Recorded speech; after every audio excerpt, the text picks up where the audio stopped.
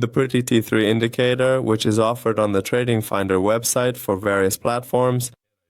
Traders can download the indicator file from this section for the MetaTrader 4 and MetaTrader 5 platforms.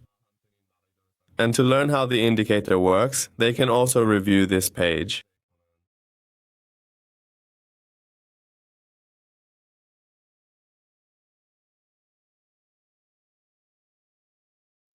From the Navigator section, we'll select the indicator file, and by dragging the file onto the chart, we execute the indicator. Once the indicator is running on the chart, it begins to draw an advanced moving average on the price chart. The Pretty T3 indicator is a special and practical tool that traders can use to identify the direction of the price trend based on buy and sell signals, and then enter their trading positions. This indicator is a type of moving average that, with its unique calculation formula known as T3, can generate more accurate signals compared to the classic version. Traders can identify the main market trend and take advantage of trading opportunities when the color changes. For example, in this section, the price is making higher highs and higher lows. Whenever the moving average line clearly changes its color from a vibrant red to a distinct blue, we can enter a buy position in the market. As we can see here, there's a buy signal, a buy signal, a buy signal, a buy signal, and a buy signal. We can use all of these opportunities to enter a trade. Or in another section, we can see the price is making lower highs and lower lows. And whenever the color of the moving average line changes from blue to red, we can enter a sell position in the market. Here, you can observe the trading opportunities. In the settings, under the Inputs tab, we have several options. In the first input, we can specify the indicator's calculation period. If we increase this value, it will analyze and calculate longer-term or major periods. And if we decrease the value, shorter-term or minor periods will be calculated and placed on the chart for us.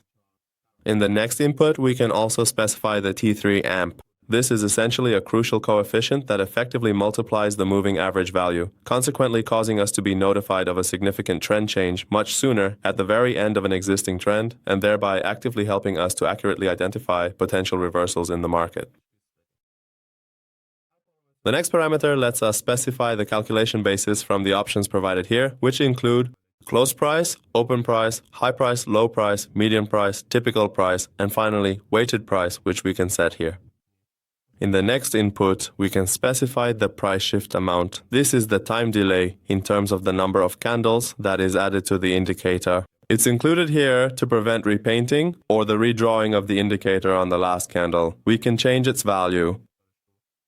In the next input, we can specify the maximum number of candles in the price history to be calculated, which by default is set to 1,000 candles. This means the indicator analyzes 1,000 candles back from the last or current candle and then displays the indicator on the chart. In the next section, we can set the status for sending an alert when the moving average line changes color. By default, this option is set to false. If the alert parameter is set to false, the other options are not applicable. But if we set this option to true, when the moving average line changes color from blue to red or from red to blue, alerts will be issued for us. In the next input, we can also enable or disable sending alerts to an email box. By enabling this parameter, you must have completed the email settings in the Tools tab under the Options section. In the next input, we can also enable or disable sending alerts as a notification to a mobile device. In the next parameter, we can specify the time interval between alert messages, which is by default set to the number 4 or 4 candles. When signals are issued or the moving average line changes color, an alert will be issued for us for 4 candles, and it will be valid on our chart. In the final parameter, we can enter the subject of the alert or custom message in this section. Alright friends, we've reached the end of this indicators tutorial. We'd be happy if you share your comments and suggestions with us in the comments section.